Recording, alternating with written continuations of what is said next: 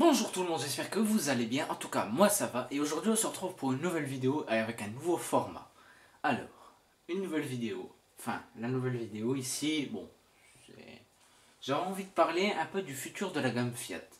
Et je vais le faire dans un tout nouveau format et dans le format qui va s'afficher avec le nouveau truc que j'avais dit, donc l'actu. Donc l'actu va être sous un format identique grâce à OpenOffice. Donc ici c'est fait avec OpenOffice. Disons que c'est un semi-montage et une semi-préparation avant la vidéo. Donc j'ai fait ça en une petite demi-heure, une heure. Donc on se retrouve alors pour parler du futur de la gamme Fiat. Donc on y va tout de suite pour le futur de la gamme. Alors pourquoi d'abord, avant tout, pourquoi je parle de ça? C'est parce qu'en fait il y a très peu de temps, il y a quelques temps, c'est ce week-end il me semble,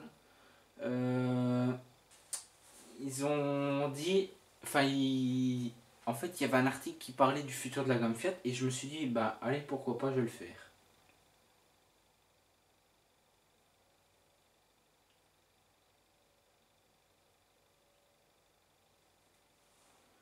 Donc alors on va direct ici. Alors Fiat va revenir sur le segment B. Donc c'est la grosse annonce qui est fait par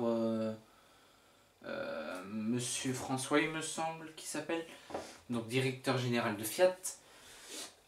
Donc il annonce le grand retour de Fiat sur le segment B. Donc alors j'ai mis une image de Punto, j'ai mis une image de Punto. Pourquoi? Alors parce que la Punto en fait était ancienne compacte du segment B à l'époque. Elle a été retirée il y a maintenant un an ou deux, il me semble.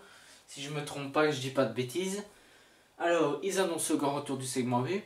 Pourquoi? Parce que, de 1, ça fait une grosse perte d'argent de plus être sur ce segment, qui est très porteur. Beaucoup de gens vont sur le segment B.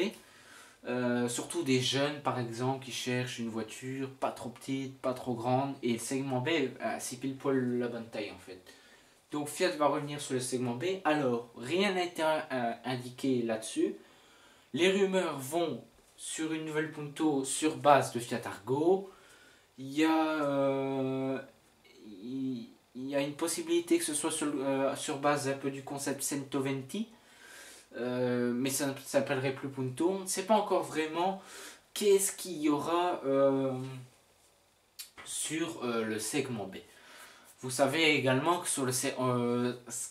pour les gens qui ont une Punto, ils se tournent généralement sur la typo qui est du segment supérieur, donc le segment C. Est-ce que c'est une bonne alternative? Disons que vous avez une grosse voiture à peu près le même prix que la Punto. Donc je sais pas, peut-être ça vous donne quand même une grande voiture pour un prix aussi attractif que la Punto. Disons que la Punto était plus petite, donc il me semble que c'était un coffre de 280 litres. Quand une typo minimum en 5 portes c'est 440 litres, donc ça fait déjà x2 de coffre, donc pour un meilleur prix. Donc enfin voilà. Mais il y a le retour également sur un autre segment.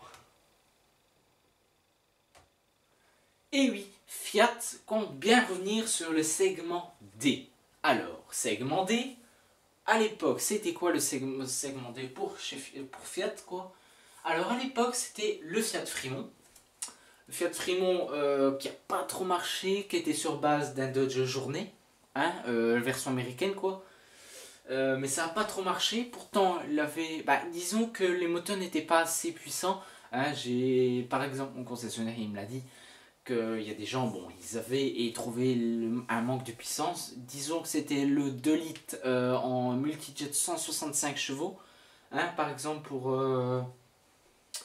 la version pour le Fremont, quoi. 165 chevaux là-dedans, comme il pesait un peu plus de 2 tonnes, il me semble, c'était un peu lourd. Bon, heureusement, il y a eu d'autres moteurs. Bon, je ne sais plus c'était quoi, je crois, il me semble que c'était un V8 sur la Fiat, ou un V6, je ne sais plus. Disons qu'il était très puissant, il me semble qu'il faisait 280 chevaux, mais ça n'a pas réussi au Fiat Fremont. Disons que c'était une pâle copie en fait du Dodge Journée améliorée en fait. Par exemple, les phares arrière à LED, hein, bien plus jolis. Ils ont un beau petit design rond qui lui allait très très très bien. J'ai toujours bien aimé en fait l'arrière, l'avant un peu moins. Il faisait très américain le Fiat Frimont et ça c'est un peu dommage. Alors le Fiat Frimont, j'ignore s'il va revenir, hein, j'en sais rien du tout. Il y a des rumeurs en tout cas pour des nouveaux SUV chez Fiat, mais pour le Brésil. Est-ce que ça donnera la possibilité d'un, par exemple, le concept Fastback qui a été présenté au Brésil? Est-ce qu'il viendrait chez nous également avec un SUV coupé ou un SUV 7 places? Alors, il y a bien un SUV 7 places apparemment qui remplacerait la 500L, donc wagon. Je rappelle 500L wagon, je sais pas c'est quel segment, mais il me semble que c'est segment C. Ça m'étonnerait que ce soit segmenté, je ne suis pas sûr, peut-être je me trompe. Disons que la 500L wagon avait une 7 places, mais mal conçue en fait. Et bon, je pense l'ajout d'un SUV ici, on est sur un avant de Fiat Toro. Bon, c'est quelqu'un qui l'a imaginé. Et alors, en fait, le Fiat Toro en mode SUV, personnellement, moi je le trouve magnifique comme ça, tel qu'il est là. Il est magnifique et il le vendrait comme ça, c'est. Avoir le prix, hein, mais je serais peut-être preneur en fait de ce genre de véhicule. Vous savez, moi je m'en fous, hein, je sais qu'il y a des gens qui sont là, bon, SUV, ça les intéresse pas. Moi, ça m'a toujours vraiment intéressé, c'est des jolis véhicules, hein. C'est pas parce qu'ils ne sont pas 4x4 qu'ils ne peuvent pas être. Peuvent pas avoir la forme d'un 4x4, disons. Donc voilà.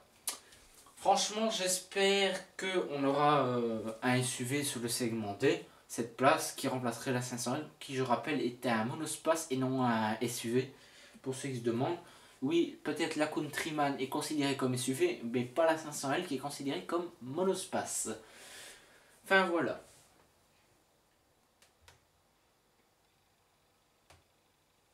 Alors, si c'était moi qui gérais, comment je ferais la marque? Alors, comment moi je ferais la marque? Vous avez certainement remarqué, j'ai mis une Fiat Bravo.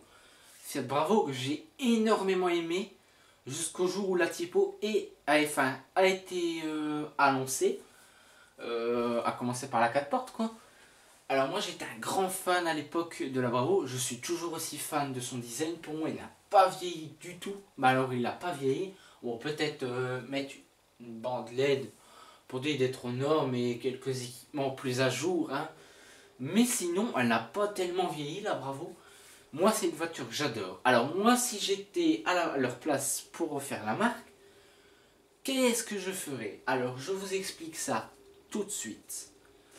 On va commencer par le segment A. Segment A, Fiat 500. Est-ce que je la garde? Je la garde pas. Alors moi, je vais vous le dire en toute honnêteté, je garde la Fiat 500. Disons qu'il y a un nouveau modèle qui a en plus été présenté. Alors je ne la laisserai pas uniquement en électrique. Je ferai une version thermique essence et diesel.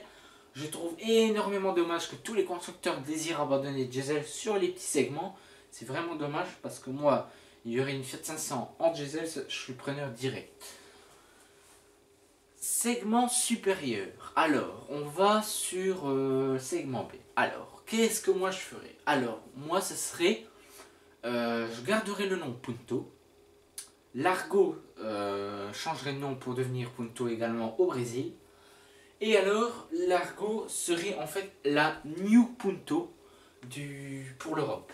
Donc l'Argo très joli. Bon, moi c'est une sorte de Fiat Tipo, hein, disons comme voiture. Donc moi je la garderai personnellement. Alors, on va aller sur maintenant encore un peu dans la gamme 500. Vous savez, il y a la 500L et 500X. Parlons d'abord du 500X. Le 500X, je le garde, je le garde pas. Eh bien, disons que c'est une chose assez compliquée pour moi parce que autant le 500X est très joli, autant j'aimerais voir un SUV de la même taille mais différent que de la 500. Alors peut-être je garderai ou pas, et alors je partirai sur une version un peu façon Bravo ou façon Fiat Toro, je ne sais pas. Pour la 500L, je ne la garderai pas, sauf peut-être... Non, même pas, non. Si je devais... je me ferais... Elle s'appellerait plus 500L en fait, simplement. Je partirais sur le SUV, comme je vous ai dit, Fiat Toro, en deux tailles, en 5 et 7 places. Moi je partirai là-dessus pour remplacer totalement la 500L avec un nouveau nom. Un nouveau nom par exemple, je ne sais pas encore trop. Je ne sais pas. Enfin voilà. On va partir maintenant sur le segment C pour revenir à cette image de Fiat Bravo. Alors, comment je verrai ça? Alors, un petit retour dans le temps, donc avant même celle-ci. Alors, comme vous le savez, dans les années 2000, Fiat a lancé une grosse offensive en lançant Fiat Bravo première génération, donc pas celle-ci qui est deuxième génération, et les Fiat Marea. Alors, j'ignore si ça avait marché à l'époque, je ne me souviens plus du tout parce que moi je suis né en 2001, donc c'est très compliqué pour moi de savoir ce genre de détails. Disons que moi je ferais revenir le même concept, alors sur base un peu de cette Bravo là, que j'étais un grand fan. Donc on ferait une nouvelle Brava qui ferait office de véhicule 4 portes pour remplacer la Tipo 4 portes. Donc la gamme Tipo disparaîtrait. Enfin, elle disparaît pas totalement, mais elle change de nom et change de philosophie pour un caractère légèrement beaucoup plus sportif, à un bon prix, à un prix serré. Voilà, moi ce serait mon atout.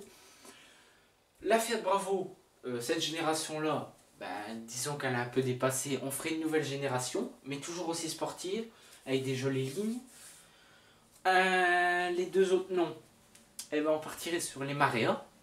Donc Marea, ah oui, attendez, non, attendez. J'ai peut-être fait une petite erreur en fait. La Fiat Brava, en fait, elle ferait office de véhicule compact 5. Ah ben en fait, non, je ne sais pas. En fait, maintenant que je réfléchis, c'est vrai que la Marea 4 portes et la Brava, ils sont un peu similaires. C'est ça le problème. Disons que je pense, je ferai revenir la Brava sous une forme de Bravo coupé. Non, je sais comment je ferai en fait. Je vais vous le dire tout de suite. Donc la Brava serait un break de chasse de la Bravo et de la Marea. Il y aurait la Bravo. Donc une nouvelle génération redessinée totalement, mais toujours aussi plaisante, aussi sportive, avec des versions, les mêmes types de finitions qu'il y avait à l'époque. Donc je rappelle, active, dynamique, émotion, racing et sport. Les moteurs, ils iraient très loin, y compris une version Abarth sur la Bravo et Marea Break. La 4 portes à voir, c'est pas un truc qui marche vraiment. Sur la Bravo également. Au pire, je fais toute la gamme. La Marea, eh ben, une 4 portes, une 5 portes, sous un même design que la Bravo, mais disons que sous une version aussi sportive, mais légèrement moins que celle-là, parce que bon, c'est une compact 5 portes, avec un nouveau design, quoi, le même design que la Bravo que je ferais, et la version break Marea SW, quoi, avec également le même attribut que la Bravo 4 portes et la Bravo. Disons qu'en fait il y aurait deux types de break, le break vraiment familial et le break de chasse qui serait Brava. Voilà, j'espère la vidéo elle vous aura plu. Et alors on va faire de temps en temps des formats de ce type là, vraiment chouette je trouve, plus simple pour être dans mes idées quoi. Enfin voilà. J'espère la vidéo vous aura plu et moi, quant à moi, je vous dis à bientôt pour une prochaine vidéo. Et n'hésitez surtout pas à liker, à vous abonner et activer la cloche de notif. La cloche de notif, ça vous dit quand je fais une future vidéo. Et moi je vous dis bye bye, à bientôt pour une prochaine vidéo. Allez, ciao.